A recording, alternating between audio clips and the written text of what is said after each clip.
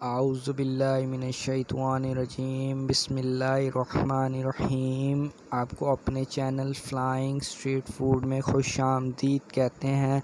تو آج ہم بنانے والے ہیں بیف کڑھائی۔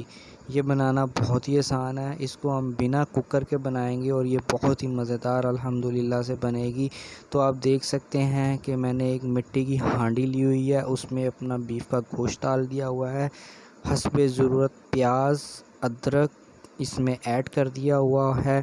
یہ چیزیں ایڈ کرنے کے بعد ہم اس کو ہلا لیں گے تھوڑی دیر۔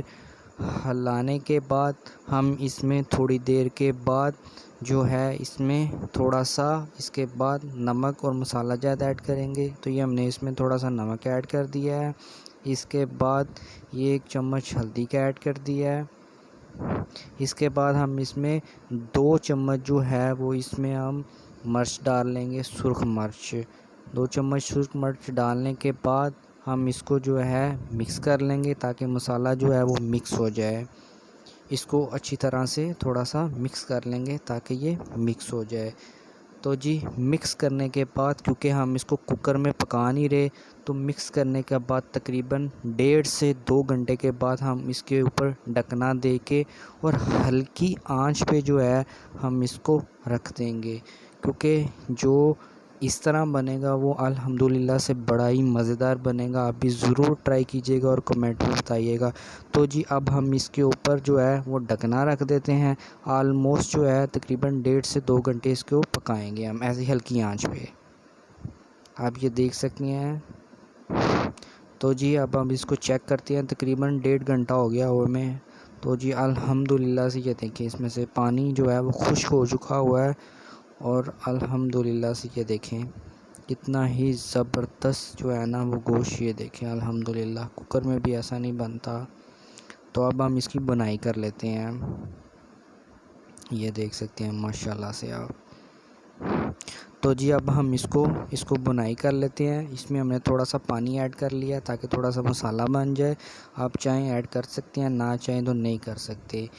تو اب ہم اس کی بنائی کر رہے ہیں۔ بنائی کرنے کا سب سے آسان حل یہ ہے کہ اس کو چولہے کو ہم نے تیز کرنا ہے، تیز کر کے اور چولہے کو ہم اس کی بنائی کریں گے۔ تو آپ یہ دیکھ سکتے ہیں الحمدللہ سے جو اس میں جو ہے گوشت کتنا ہی زبردست جو ہے وہ گل چکا ہوا ہے الحمدللہ سے، یہ دیکھیں الحمدللہ سے۔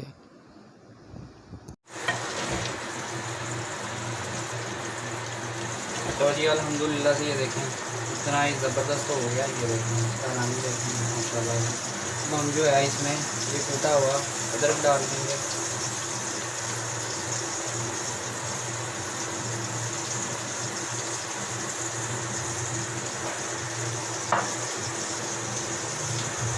اس میں ہم مرچیں بھی ڈال لیں گے، مرچیں ذائقے کے لیے ہیں، یہ دیکھیں چھوٹی چھوٹی بریک کر لی ہیں، یہ ذائقے کے لیے ہیں، اس میں یہ بھی ایڈ کر دیں گے۔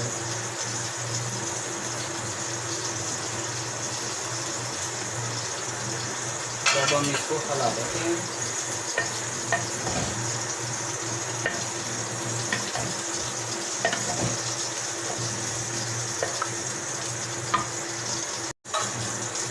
تو جی یہ ہمارا ہو چکا ہوا ہے۔ اب ہم اس میں آئل ڈالیں گے۔ آئل ہمارے پاس یہ سرسوں کا ہے، وہ اپنے مطابق جو آپ ڈالنا چاہیں ڈال سکتے ہیں۔